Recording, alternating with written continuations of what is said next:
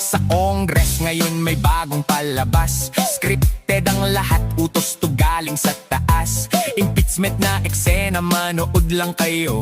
Habang naghihirap, kumakalam ang tiyan nyo. Di na pwedeng i-cancel, bayad na ng producer. Kaya todo sunod sa script ang mga karakter. Kahit nasa krisis, kailangan tuloy ang premiere. Kasi pag hindi, malapit na ang game over. Umupo si Aling Jinky dahil kay Speaker Luis Tro. Pinuno sa komitiba ng inhustisya sa Kongreso. Nakaraang taon impeachment di sila nagtagumpay. Kasi dinala sa Korte Suprema, doon sumablay. Makalipas ang taon, kanilang inulit. Pagpapatalsik kay VP pilit na iginiit. Impeachment malamini, trial nilang gagawin. First time itong mangyari sa bansa natin. Nang tanungin kung may konkreto